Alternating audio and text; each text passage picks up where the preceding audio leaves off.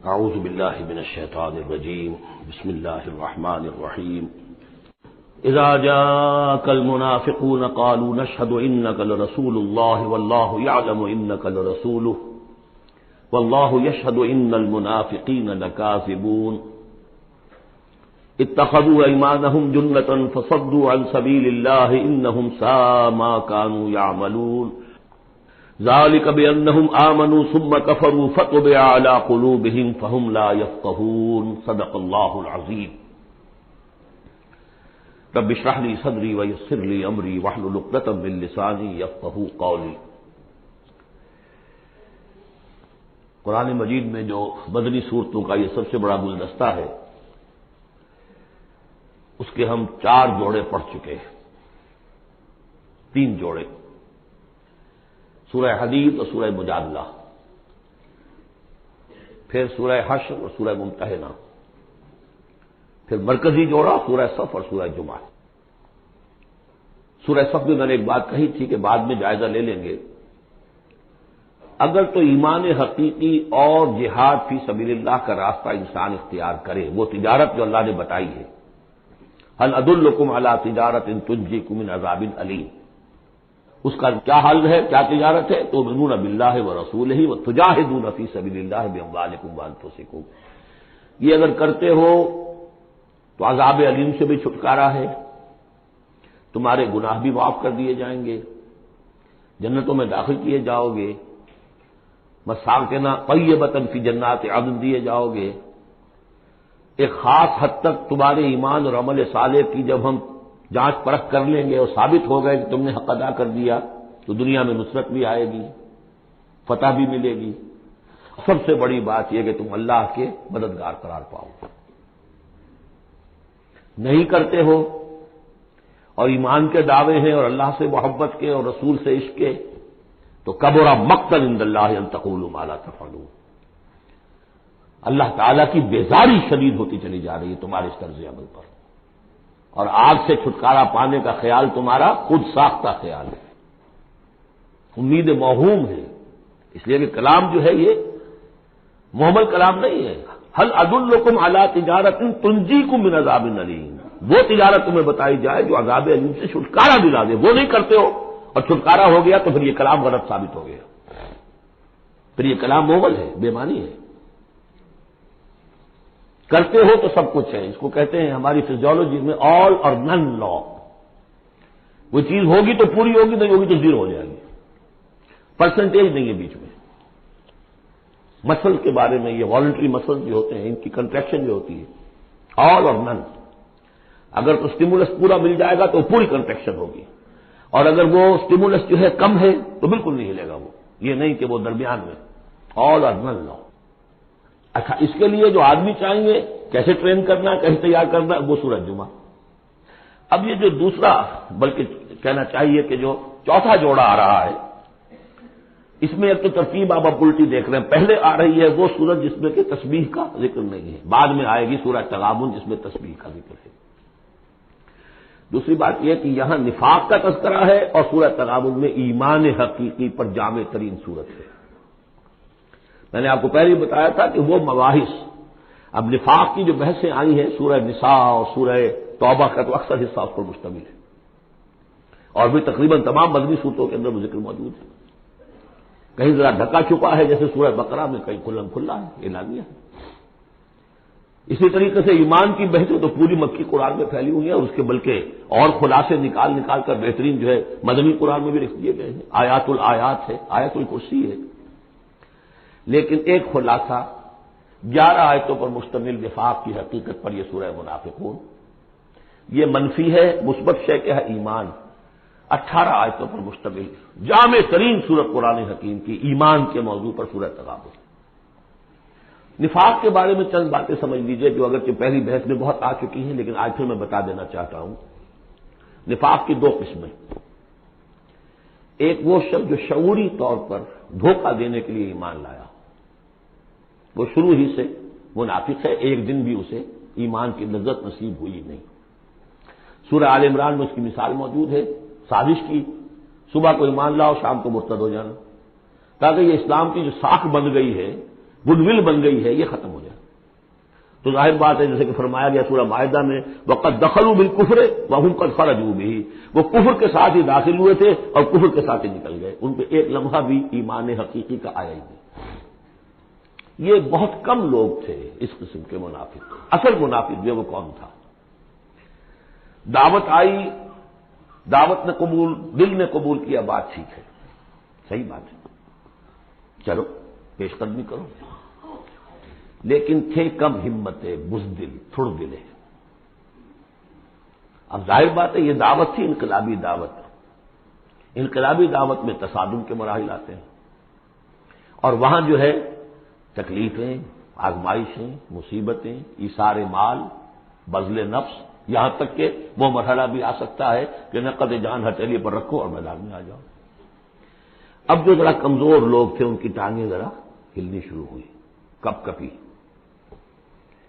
پہلا مرحلہ یہ ہوا ان میں کہ انہوں نے اپنی قصور کو ماننا، ہم سے خطا ہو گئی، غلطی ہوئی۔ یہ سورہ توبہ میں پڑھ چکے ہیں، خلطوا عملا صالحا وآخر سیئا۔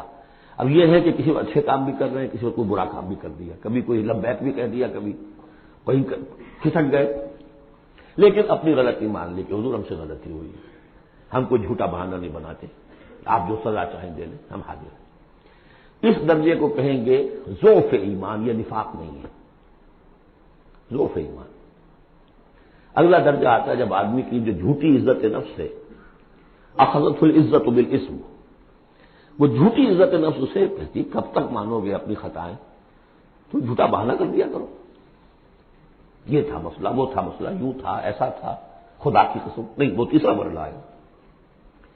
جھوٹا بہانہ جہاں شروع کیا نفاق شروع ہو گیا۔ لہذا منافقین کے ضمن میں ہمیشہ آپ کذب کذب کذب اس کو دیکھیں۔ اگلا مرحلہ آیا اور انہوں نے دیکھا کہ یہ تو اب ہم جو بہانہ بناتے تو لوگ مسکراتے ہیں، کچھ وہ سمجھتے ہیں کہ یہ جھوٹا بہانہ بنا رہا ہے، لہذا قسمیں کھا کر موقد کیا اپنی قسموں سے۔ یہ سیکنڈ سٹیج میں ٹی وی آ گئی، نفاق کی T V in second stage, جھوٹا بہانہ فرسٹ سٹیج، جھوٹی قسم سیکنڈ سٹیج۔ ایک عرصہ آتا ہے جس کے بعد اس پر بھی اعتماد لوگوں کا اٹھ جاتا ہے، تو اب ان کے اندر ایک شدید قسم کا ریئیکشن پیدا ہوتا ہے، ایمان اور اہل ایمان کی دشمنی پیدا ہو جاتی ہے، اور یہ دشمنی سب سے زیادہ ٹارگٹ کرتی ہے قائد کو۔ اس نے ہمارے لیے ساری مصیبت کھڑی کر دی، ہم آرام سے اپنے مدینے میں آباد تھے، رہ رہے تھے، یہ آ گیا، اس نے آ کر یہ سارا جو ہے معاملہ ہمارے لیے، بھائی کو بھائی سے جدا کر دیا، خاندانوں میں رفت پیدا کر دی۔ اب ہماری دوستیاں تھیں ان سے اوس اور خزرج کی دوستیاں تھیں، ان تمام یہودی قبائل سے ہمارے وہ سارے حلیفی تعلقات ٹوٹ گئے، تو وہ ساری دشمنی جو ہے اب یہ عداوت بن جاتی ہے اہل ایمان کی، اور خاص طور پر اہل ایمان کے قائد جو اس وقت کون تھے؟ محمد رسول اللہ۔ دس از دی تھرڈ اسٹیج۔ یہ ٹی وی کی وہ تھرڈ اسٹیج ہے جو پہلے کبھی ہو جاتی تھی تو ہم سمجھتے تھے کہ اب یہ لا علاج ہے۔ یہ ہے نفاق کی اصل حقیقت۔ اسی لیے اس وقت جو لوگ کسی تحریکی تصور سے آشنا ہی نہیں، انقلابی تصور دین ان کے سامنے آیا ہی نہیں، وہ منافق نہیں ہو سکتا، وہ ضعیف الایمان آدمی ہے۔ لیکن جو شخص ایک مرتبہ کسی تحریک کو، انقلابی تحریک کو قبول کر کے آگے آ جائے، اب وہ منافق ہو جائے گا اگر وہ سیکھ نہیں چلتا ہے۔ یہ بات میری جو ہے آج پلے باندھ لیجیے۔ عام اس وقت مسلمان منافق نہیں، انہیں پتہ ہی نہیں کہ دین کا تصور یہ ہے، دین کا یہ مطلب ہے، مولویوں نے سمجھایا ہی نہیں۔ دین کا نام ہے نماز، روزہ، لیلۃ القدر مل گئی تو بیڑا پار، ساری زندگی کے سارے گناہ معاف، انہیں تو یہ تصور دیے گئے۔ حج کرائے تو پاک ہو کے آ گئے، عمرہ کیا تو پاک ہو کے آ گئے، باقی یہ کہ تم جس طرح چاہو کماؤ، ہمارے نذرانے آنے چاہیے، اللہ اللہ خیر صلی اللہ، وہ پیر ہوں یا علماء ہوں۔ لہذا وہ بھی چاہے وہ منافق نہیں ہے، وہ ضعیف الایمان ہے، جو بھی ہے وہ اللہ تعالیٰ جو معاملہ ان سے کرے۔ جو شخص کسی حقیقی انقلابی اسلامی تحریک سے متعلق ہو جائے، اس کو حق سمجھ کر، پھر اگر وہ پیچھے ہٹ رہا ہے اس لیے کہ قائد میں اسے کوئی چیز ایسی نظر آئی کہ یہ تو غلط کار انسان ہے، دھوکے باز انسان ہے، ٹھیک ہے، پیچھے ہٹ جانا چاہیے۔ اگر یہ طریقہ کار جو اس نے بتایا تھا یہ اس سے منحرف ہو گیا ہے، پیچھے ہٹ جانا چاہیے۔ جو اس نے طریقہ کار بتایا تھا اس وقت ہمیں معلوم ہوا تھا ٹھیک ہے، لیکن اب ہم سمجھتے ہیں کہ ٹھیک نہیں ہے، پیچھے ہٹ جانا چاہیے۔ یہ سب ٹھیک، اس میں نفاق نہیں ہوگا، لیکن محض اس لیے کہ اب مشقت کرنی پڑ رہی ہے، محنت کرنی پڑ رہی ہے، اپنے کیریئر پر آنچ آ رہی ہے، اپنے لیے جو ہیں اور زندگی کی لذتیں جو ہیں ان میں ہمارا گھاٹا پڑ رہا ہے، جائیے کہ کبھی امیر نے ڈانٹ دیا ہے، یہ تو ہوتا ہے جماعتوں کے اندر، ہوتا ہے، زجر بھی ہوتی ہے، توبیخ بھی ہوتی ہے۔ حضور نے یہاں تک بھی کہا کہ میرا جی چاہتا ہے کہ جو لوگ نہیں آتے فجر کی نماز میں کسی اور کو یہاں پر امام بنا کر کھڑا کر دوں اور جا کر ان کے گھروں کو آگ لگا دوں، یہ بھی تو کہا ہے محمد رسول اللہ صلی اللہ علیہ وسلم۔ تو بہرحال اس وجہ سے اگر کوئی پیچھے ہٹا تو وہ اس پروسیس میں آ جائے گا، اس کو اچھی طرح سمجھ لینا چاہیے۔ بسم اللہ الرحمن الرحیم، اذا جاءک المنافقون قالوا نشهد انک لرسول اللہ۔ اے نبی جب آپ کے پاس آتے ہیں منافق اور وہ کہتے ہیں کہ ہم گواہی دیتے ہیں، ہم کہتے ہیں، ہم اقرار کر رہے ہیں کہ آپ اللہ کے رسول ہیں، واللہ یعلم انک لرسول، اللہ جانتا ہے کہ آپ اس کے رسول ہیں، اللہ سے بڑھ کر اور کون جانتا ہے کہ آپ اللہ کے رسول ہیں، لیکن واللہ یشہد ان المنافقین لکاذبون، اللہ گواہی دیتا ہے کہ یہ منافق جھوٹے ہیں، یہ دل سے بات نہیں کہہ رہے۔ اتخذوا ایمانہم جنۃ، پہلی سٹیج کاذبون کے حوالے سے یہ جھوٹے ہیں، نفاق کی پہلی سٹیج۔ پھر انہوں نے اپنی قسموں کو ڈھال بنا لیا، اتخذوا ایمانہم جنۃ فصدوا عن سبیل اللہ، انہوں نے اپنی قسموں کو ڈھال بنا کر اور اللہ کے راستے سے رک گئے۔ خدا کی قسم یہ مسئلہ تھا، میں اس لیے نہیں جا سکا، میری بیوی بیمار تھی، کوئی دیکھنے بھالنے والا نہیں تھا۔ انہم ساء ما کانوا یعملون، یہ بہت ہی برا کام ہے جو کر رہے ہیں۔ ذالک بانہم آمنوا ثم کفروا، یہ وہ لوگ ہیں جو ایمان لا کر کافر ہوئے ہیں، یہ وہ لوگ نہیں ہیں جو دھوکے ہی سے ایمان میں داخل ہوئے تھے۔ تھوڑی سی پونجی انہیں ملی تھی ایمان کی، آئے تھے، اس پر بدنیت نہیں تھے، ان کی فطرت نے اپیل کیا تھا اس دعوت نے، لیکن اب جو پاؤں ان کے ہلے ہیں وہ انہیں کیا پتا تھا کہ یہ شہادت گاہ الفت میں قدم رکھنا ہے، لوگ آسان سمجھتے ہیں مسلمان ہونا، یہ تو انہیں معلوم نہیں تھا، یہ تو معلوم نہیں تھا وَلَنَبْلُوَنَّكُمْ بِشَيْءٍ مِّنَ الْخَوْفِ وَالْجُوعِ وَنَقْصٍ مِّنَ الْأَمْوَالِ وَالْأَنفُسِ وَالثَّمَرَاتِ وَبَشِّرِ الصَّابِرِينَ، وہ تو بن گئے تھے مسلمان، جیسے آئے حضور پورے اوس و خزرج کے قائدین ایمان لا چکے تھے، سارا قبیلہ لے آیا، ٹھیک ہو گیا، انہیں کیا پتا تھا کیا کچھ آ رہا ہے اس کے پیچھے۔ یہ ایمان جو ہے یہ تو یوں سمجھیے کہ پھر پہنچی آئس برگ ہے، اس کے نیچے جو اصل آیا ہے برف تک ہوتا تو وہ پھر ان کے پاؤں ہے، اس میں بھی جب تک اقرار ہو اپنی تقصیر کا تو وہ ذوف ایمان کہلائے گا، نفاق نہیں۔ خذ من اموالہم صدقۃ تطہرہم وتزکیہم بہا، ایسے لوگوں کا علاج بھی سورہ توبہ میں آ چکا ہے۔ لیکن جھوٹ بہانا پہلی منزل، جھوٹی قسم دوسری منزل، اور پھر عداوت آگے آئے گی چل کر اسی صورت میں۔ ذالک بانہم آمنوا ثم کفروا، یہ اس لیے کہ ایمان لائے پھر کفر کیا، فطبع علی قلوبہم، اب اللہ نے ان کے دلوں پر مہر کر دی ہے، فہم لا یفقہون، اب یہ تفقہ حقیقی تفقہ سے خالی ہو چکے۔ وَإِذَا رَأَيْتَهُمْ تُعْجِبُكَ أَجْسَامُهُمْ، جب اے نبی آپ انہیں دیکھتے ہو کہ جسم آپ کو بڑے اچھے لگتے ہیں، بڑے تن و توش والے، وہی یقولوا تسمع لقولہم، جب وہ آپ سے بات کرتے ہیں تو آپ بڑے غور سے سنتے ہیں۔ چودھری لوگ جو ہوئے، سرمایہ دار بھی ہوئے، چودھری بھی ہوئے، تو ان کی حیثیت ہے تو آپ توجہ سے سنتے ہیں ان کی بات۔ کأنہم خشب مسندہ، اے نبی یہ تو ان سوکھی لکڑیوں کے مانند ہیں جو اپنے بل پر نہیں کھڑی ہوا کرتی، انہیں تیل لگا کر کھڑا کیا جاتا ہے۔ یحسبون کل صیحۃ علیہم، اندر سے اتنے بودے ہیں کہ ذرا سی آہٹ ہوتی ہے تو ان کی جان پر بن جاتی ہے، وہ سمجھتے ہیں کہ پھر آئی کوئی مصیبت، کہیں اور سے پھر شاید کوئی حملے کی خبر آ رہی ہے اور پھر کوئی جنگ ہوگی، پھر کہیں گے نکلو اللہ کی راہ میں۔ یحسبون کل صیحۃ علیہم، اپنے اوپر ہی سمجھتے ہیں ہر آہٹ کو۔ ہم العدو، یہ تیسری سٹیج ہے، یہ اب اصل دشمن یہ ہے۔ باہر کا دشمن جو آ رہا ہے ابو جہل لشکر لے کر یا ابو سفیان لشکر لے کر، وہ اتنا خطرناک نہیں جتنے کہ یہ ہے، یہ مارے آستین ہے، یہ اندر سے ڈنک مارنے والا۔ ہم العدو، اصل دشمن یہ ہے۔ فاحذرہم، ان سے بچ کر رہو، چوکس رہو، چوکنے رہو، چاہے معاف کرتے رہو، یہ بات دوسری ہے۔ حضرت مسیح کا قول آپ کو سنا چکا ہوں کہ فاختہ کے مانند بے ضرر، لیکن سانپ کے مانند ہوشیار رہو۔ سانپ چوکنا کتنا ہوتا، لیکن سانپ ضرر بھی پہنچا دیتا ہے۔ تم چوکنے تو ویسے رہو جیسے سانپ ہوتا ہے، بے ضرر ایسے رہو جیسے کہ فاختہ ہوتی ہے۔ حضور کی یہی شان تھی، جس نے آگے جھوٹی قدم کھائی جدا، ٹھیک ہے بھائی جاؤ، ٹھیک ہے، مروت شرافت، جس پر کہ پھر اللہ کی طرف سے گرفت بھی آ گئی۔ عفا اللہ عنک لما اذنت لہم، اللہ معاف کرے آپ کو، یا اللہ نے آپ کو معاف کر دیا، کیوں آپ نے ان کو اجازت دے دی؟ وَإِذَا قِيلَ لَهُمْ تَعَالَوْا قَاتَلَهُمُ اللَّهُ وَإِنَّا يُؤْفَكُونَ، اللہ ان کو قتل کرے، گردن مارے اللہ ان کی، کہاں سے یہ پھرائے جا رہے ہیں؟ یعنی قسمت کی خوبی دیکھیے، ٹوٹی کہاں کمند، دو چار ہاتھ جب کہ لبے بام رہ گیا۔ محمد کا زمانہ نصیب ہوا صلی اللہ علیہ وسلم، ان کی دعوت پر لبیک کہنا نصیب ہو گیا، یہ نصیب اللہ اکبر لوٹ دیکھی جائے، لیکن کہاں سے یہ واپس پھرے؟ کس جگہ کمند ٹوٹی ہے؟ وَإِذَا قِيلَ لَهُمْ تَعَالَوْا يَسْتَغْفِرْ لَكُمْ رَسُولُ اللَّهِ، جب ان سے کہا جاتا آؤ بھائی غلطی مان لو اپنی، تو اللہ کے رسول تمہارے لیے استغفار کریں گے، تو رسول کی دشمنی تو ان کی دل میں بنی ہوئی ہے، کیسے آئے؟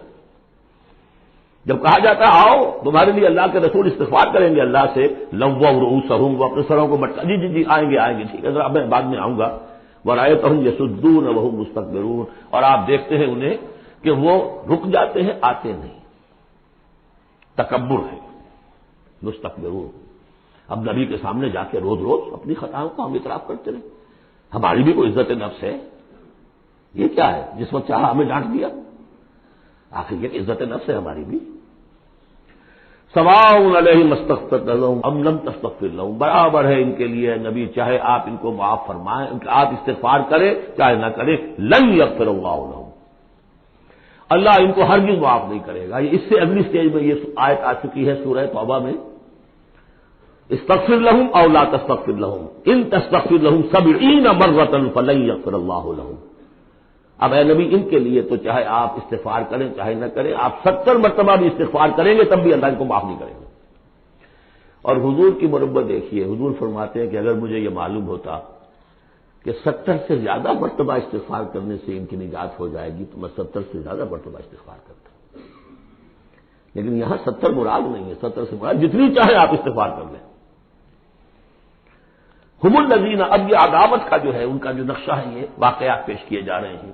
ایک غزوے سے واپسی پر دو مسلمانوں کی بھی لڑائی ہو گئی، ایک مہاجر تھے اور ایک تھے انصاری، اب وہ پانی بھرنے پر کہیں، بلکہ ان کی بھی نہیں، ان کے خادموں کی لڑائی ہو گئی تھی، اس کو وہاں منافقوں نے اچھال دیا، مہاجرین اور انصار کا جھگڑا بنا دیا، اور کہا اس وقت آ کے عبداللہ ابن ابی نے کہ دیکھو تم نے اصل میں ہے مدینے والوں، یثرب والوں، تمہاری مثال تو وہی ہے جو کہتے ہیں کہ سمن کلبک یا کولوک، اپنے کتے کو کھلا پلا کے موٹا کرو کہ کبھی تمہیں ہی کاٹے گا، تم نے ان کو جگہ دی، پناہ دی، کھلایا پلایا، اب یہ تمہارے سر وہ آ رہے ہیں، غریبانوں کو آ رہے ہیں، خدا کی قسم اگر ہم مدینے پہنچ گئے تو ان ذلیلوں کو وہاں سے نکال باہر کریں گے، ان کی یہ ضرورت، مہاجر کا خادم لڑے ایک انصاری کے خادم، ہم نے پناہ دی، اپنے ٹکڑے کھلائے ان کو، اپنی جگہ دی، اور آج یہ ہمارے سروں کو آ رہے ہیں، ہمارے منہ کو آ رہے ہیں۔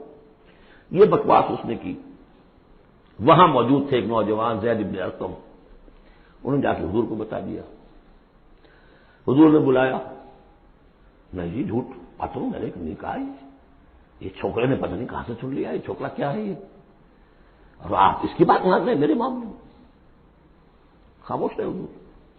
پھر یہ آیات اتر گئی جس نے چھوکرے کو صحیح ثابت کیا کہ کہا انہوں نے، تو حضور نے فرمایا کہ لڑکے کے کان نے غلط نہیں سنا تھا، لیکن ایک بات نوٹ کر لیجئے، ان معاملات میں بھی حضور کوئی اقدام نہیں کر سکے عبداللہ ابن ابی کے خلاف، یہ نوٹ کرنے کی بات ہے۔ یہ جو لوگ سمجھتے ہیں کہ مکمل سٹیٹ قائم ہو چکی تھی مدینے میں، فوراً حضور کے جاتے ہی بڑی حماقت کے اندر مبتلا ہے۔ یہ ضرور ہے کہ حضور کو وہاں ایک حیثیت حاصل ہو گئی، لیکن جو تصور ہمارا ہے اس زمانے میں سٹیٹ، ریاست میں کبھی یہ ہو سکتا ہے کہ فوج میں سے 1000 میں سے 300 بھاگ جائیں، ان سے کوئی بات پرس بھی نہ ہو بعد میں؟ Is it possible? آج کی جدید ریاست میں کہیں یہ ممکن ہے کہ آپ کہیں اور عدالت، کسی اور عدالت میں اپنا مقدمہ لے جائیں؟ محمد کی عدالت میں نہیں جانا چاہیے، ہمیں تو یہودیوں کی عدالت میں جانا، منافقین یہ کرتے تھے، کوئی پکڑ نہیں تھی۔ پکڑ کب شروع ہوئی ہے؟ فتح مکہ کے بعد۔ اب یہ اس کی خوش قسمتی تھی عبداللہ ابن ابی کہ اس سے پہلے یہ واصل جہنم ہو گیا خود ہی، ورنہ یہ کہ فتح مکہ کے بعد ریاست قائم ہوئی ہے۔ یہی وجہ کہ اس کے بعد پھر جب جنگ کا اعلان ہوا ہے تو جو نہیں گئے ان سے بات پرس ہوئی ہے، حساب کتاب ہوا، اس سے پہلے نہیں۔ تو اصل میں اسٹیٹ جو ہے عبداللہ ابن ابی کا یہاں پہ بھی خاموش۔ ایک موقع پر جب کہ تہمت کا معاملہ چل رہا تھا تو ایک دفعہ حضور کے زبان مبارک سے ایسے الفاظ میں نکل گئے، دکھا دے گی کہ کیا کوئی شخص نہیں ہے کہ جو مجھے اس ایذا رساں شخص جو ایذا پہنچا رہا ہے اس کی ایذا سے بچا سکے؟ بات انڈیا ظاہر تھا صاف کہ کیا کوئی شخص اس کو قتل نہیں کر سکتا. اب واقعات مختلف آتے ہیں. ایک واقعے میں تو یہاں تک آتا ہے کہ سعد ابن معاذ موجود تھے، انہوں نے کہا کہ حضور آپ مجھے حکم دیجیے، میں قبول کرتا ہوں اس کو. سعد ابن عبادہ تھے، وہ خزرج میں سے تھے. وہ فوراً تم یہ اس لیے کہہ رہے ہو کہ وہ خزرج کا آدمی ہے. تو معلوم یہ ہوا کہ وہ جو قبائلی عصبیتیں تھیں کسی نہ کسی درجے میں ابھی موجود تھیں. ایک دن میں صاف نہیں ہوتی یہ چیزیں. پھر حضرت سعد بن عبادہ کہتے ہیں حضور سے، حضور اس شخص کے معاملے میں نرمی کیجیے. اصل میں اس شخص کو ہم بادشاہ بنانے کا فیصلہ کر چکے تھے، اس کے لیے ہم تاج تیار کر چکے تھے. آپ آئے تو اس کے سارے خواب جو ہیں وہ بکھر گئے. اس کا ایک طرز عمل ہے، لیکن یہ کہ اس کا اثر ہے ہمارے قبیلے میں. حکمت اور مصلحت کا تقاضا یہ ہے کہ اس کے خلاف اقدام نہ کیا جائے. یہ بات سمجھ. ابھی ریاست اس درجے کی نہیں تھی کہ ان تمام چیزوں کو بالکل، ان مصلحتوں کو بالکل نظر انداز کرتے ہوئے جو قدم چاہے اٹھا دیں. کہ نہیں، اب کتنا بڑا کفر ان کا چلا آ رہا ہے یہاں پر. ہم الذین یقولون لا تنفقوا علی من عند رسول اللہ حتی ينفضوا. یہی ہے وہ لوگ جو کہتے ہیں کہ مت خرچ کرو ان پر جو اللہ کے رسول کے گرد جمع ہو گئے ہیں. دیکھنا ان بستیوں کو تم کے ویراں ہو گئی، یہ سب بھاگ جائیں گے اگر تم ان کو پر خرچ نہ کرو. حتی ينفضوا، یہاں تک کہ وہ منتشر ہو جائے. وَلِلَّهِ خَزَائِنُ السَّمَاوَاتِ وَالْأَرْضِ، حالانکہ اصل خزانے کائنات کے آسمان اور زمین کے اللہ کے اختیار میں ہیں. وَلَٰكِنَّ الْمُنَافِقِينَ لَا يَفْقَهُونَ، لیکن ظاہر بات ہے کہ منافقین اس کا فہم نہیں رکھتے. يَقُولُونَ لَئِن رَجَعْنَا إِلَى الْمَدِينَةِ لَيُخْرِجَنَّ الْأَعَزُّ مِنْهَا الْأَذَلَّ، اور وہ کہتے ہیں اگر ہم مدینے لوٹ گئے، اب چونکہ فوج واپس آ رہی تھی ایک جنگ سے، اب جب مدینے پہنچ جائیں گے تو لازماً جو عزت والے ہیں نکال باہر کریں گے ان ذلیلوں کو. اور ذلیل سے مطلب کمزور، ذلیل کا مطلب جو ہے وہ ہماری زبان میں جو ہوتا ہے کمینہ وہ نہیں ہے، ان کو ہم نکال باہر کریں گے. وَلِلَّهِ الْعِزَّةُ وَلِرَسُولِهِ وَلِلْمُؤْمِنِينَ، اللہ کی عزت تو اللہ کی ہے اور اہل ایمان کی ہے، اللہ کے رسول کی ہے اور اہل ایمان کی ہے. وَلَٰكِنَّ الْمُنَافِقِينَ لَا يَعْلَمُونَ، لیکن یہ منافق جانتے نہیں. لیکن ہوا یہ کہ جب یہ قول پہنچا ہے، عبداللہ ابن ابی کے بیٹے کا نام بھی عبداللہ ہے، وہ بڑے مخلص نوجوان، خالص، صادق القول، صادق الایمان. انہیں معلوم ہے میرے باپ نے یہ کہا ہے، تو مدینے میں دروازے میں کھڑے ہو گئے تو ننگی تلوار لے کر اپنے باپ سے کہا ہے کہ جب تک تم یہ نہیں مانو گے کہ تم ذلیل ہو، عزت ہے اللہ کے لیے اور اس کے رسول کے لیے اور اہل ایمان کے لیے، اس وقت تک مدینے میں گھسنے نہیں دوں گا. فریاد بھی کی، حضور سے بھی کہا، لیکن پھر کہنا پڑا اس کو کہ ہاں اللہ، اس کا رسول اور اہل ایمان عزت والے ہیں، ہم ذلیل ہیں، تب داخل ہوں گے. یہ 8 آیات ہیں حقیقت ایمان، اس کی اصل بیماری، اس کی سٹیجز، پروگنوسس کہ کہاں تک یہ لے جا سکتی ہے بیماری کہ رسول کا استغفار بھی مفید نہ رہے. اور تھرڈ سٹیج دشمنی پیدا ہو جائے. اب اگلی 3 آیات جو دوسرے رکوع کی ہیں اس میں اس کا علاج ہے. علاج جو ہے پریونٹیو ہوتا ہے، کیوریٹو. پریونٹیو یہ ہے کہ اس مرض کی چھوت نہ لگے، ٹیکہ لگاؤ، اسمال پاکس کا ٹیکہ لگا دو، چھوت نہیں لگے گی. ایک یہ کہ اگر ہو ہی جائے تو پھر یہ ہے کہ اس کا علاج.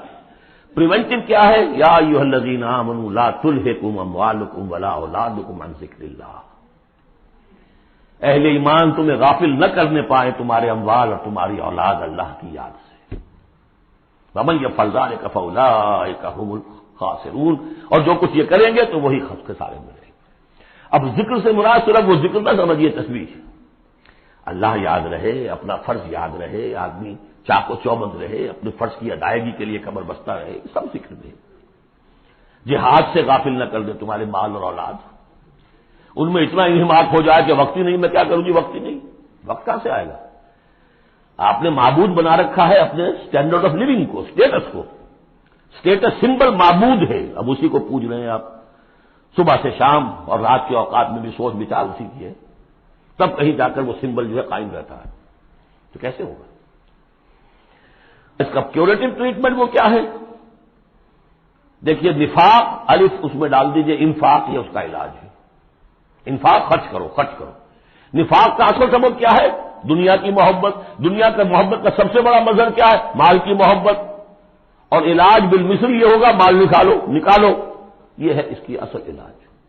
جیسے سورہ حدید میں ہم نے پڑھا تھا کہ زمین کے اندر حل چلانا پڑے گا. حل کیا ہے؟ ان المصدقین والمصدقات واقرضوا اللہ قرضا حسنا یضاعف لهم ولهم اجر کریم والذین آمنوا باللہ ورسلہ اولئک هم الصادقون. یہ گند نکال تو دل سے، پھر ایمان کا بیج پڑے گا تو لہلائے گی کھیتی. پھر صدیقیت کی طرف جاؤ چاہے شہادت کی طرف. یہ تمہاری استاد تباہ ہے.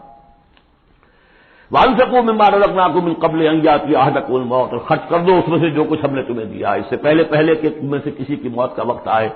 فیقول، پھر وہ اس وقت کہے رب لولا اخرتنی الی اجل قریب، پروردگار اسے ذرا اس دیر کے لیے مؤخر کر دے. فاصدق واکن من الصالحین، تو میں بڑی تصدیق کروں گا اور خیرات و صدقات سارا کچھ دے دوں گا اور میں بالکل صالحین میں سے ہو جاؤں گا. وَلَن يُؤَخِّرَ اللَّهُ نَفْسًا إِذَا جَاءَ أَجَلُهَا، جب کسی جان کا وقت آ جائے گا، وقت معین، پھر اللہ اسے کسی صورت مؤخر نہیں کرے گا. قوموں کی اجل تو پھر بھی مؤخر ہوئی ہے، قوم یونس کی ہو گئی ہے، لیکن یہ کہ انفرادی اجل کبھی مؤخر نہیں ہوتی. واللہ خبیر بما تعملون، اور جو کچھ تم کر رہے ہو اللہ اس سے باخبر ہے. اب یہ تو تھا منفی نفاق. مثبت ہے ایمان.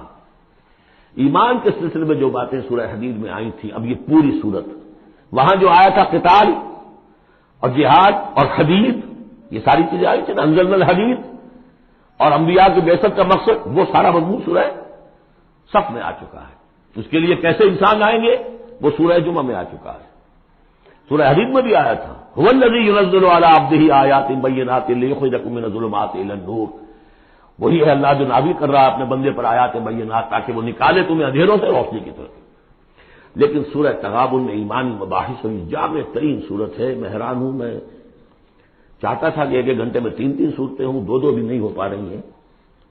لیکن ایک بات یہ ہے کہ سورہ حدید کے بعد نمبر 2 میں سمجھتا ہوں کہ یہ سورہ مبارکہ بھی اللہ نے مجھے عطا کی. اس کے اسرار و رموز، اس کا نظم اس قدر واضح اللہ کے فضل و کرم سے ہے. آپ بھی نوٹ کر لیجیے، اس میں صرف اشارات ہو سکتے ہیں. 2 رکوع ہیں، 10 آیتیں اور 8 آیتیں. پہلے رکوع کی 10 آیتوں میں 7 آیتوں میں نریشن ہے ایمان کی، ایمان یہ ہے یہ ہے یہ ہے یہ ہے، اور 3 آیتوں میں بڑی زوردار دعوت ہے، پس لاؤ ایمان، مانو ان باتوں. دوسرے رکوع کی 8 آیتوں میں سے پہلے 3 میں ایمان کے ثمرات بیان ہوئے، پہلے 5 میں ایمان حقیقی اگر ہے تو اس کا یہ ثمرہ ہے، یہ ثمرہ ہے، یہ ثمرہ ہے. اس درخت میں اگر آم کا درخت صحت مند ہے تو آم لگتے ہیں کہ نہیں؟ تو ایمان کا درخت صحت مند ہے اگر تو اس میں کوئی ثمرات لگیں گے، کوئی پھل لگیں گے کہ نہیں؟ یا ٹھنڈی ہے؟ تو وہ پھل کون سے ہیں؟ کچھ داخلی پھل ہیں جو انسان کے اندر کھلتے ہیں پھول، کچھ باہر ہیں جو ظاہر ہوتے ہیں. اور پھر آخر میں 3 آیتوں میں زوردار دعوت ہے کہ ان تقاضوں کو پورا کرو. بارک اللہ لی ولکم فی القرآن العظیم ونفعنی وإیاکم بالآیات والذکر الحکیم.